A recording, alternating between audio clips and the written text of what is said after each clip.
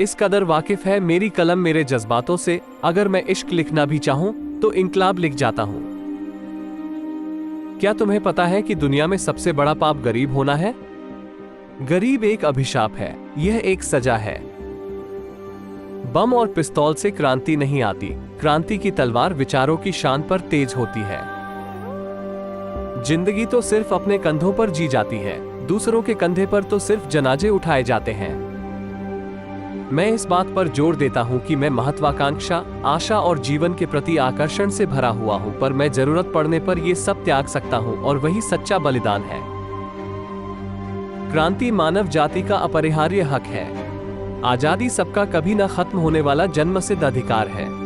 श्रम समाज का वास्तविक निर्वाहक है।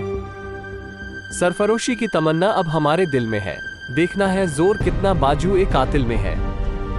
इंसान का कर्तव्य है कि वो कर्म और प्रयास करे, जबकि सफलता वातावरण और मौके पर निर्भर करती है। किसी भी इंसान को मारना आसान है, परंतु उसके विचारों को नहीं। महान साम्राज्य टूट जाते हैं, तबाह हो जाते हैं, जबकि उनके विचार बच जाते हैं। अगर धर्म को अलग कर दिया जाए तो राजनीति पर हम सब इकट्ठे हो सकते हैं। धर्मों में हम चाहे अलग अलग ही रहे।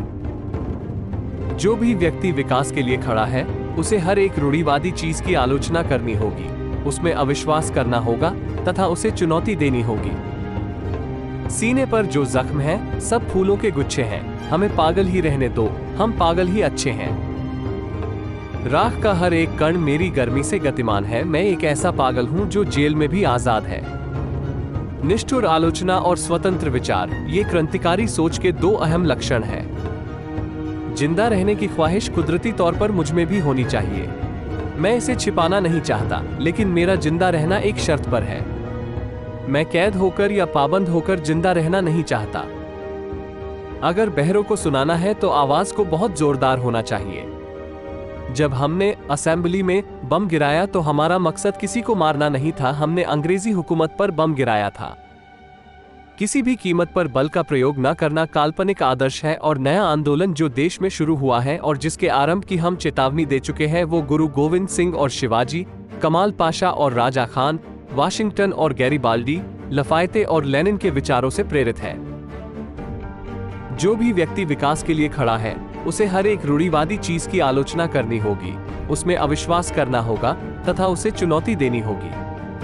चीजें जैसी है, आमतौर पर लोग उसके आदी हो जाते हैं और बदलाव के विचार से ही कांपने लगते हैं। हम इसी निष्क्रियता को क्रांतिकारी भाव से बदलने की जरूरत है।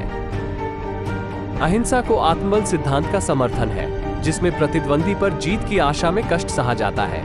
लेकिन तब क्या हो जब ये कोशिश नाकाम हो जाए? तभी हमें आत्मबल को शारीरिक बल से जोड़ने की जरूरत पड़ती है, ताकि हम अत्याचारी और क्रूर दुश्मन के रहमो करम पर निर्भर न रहे।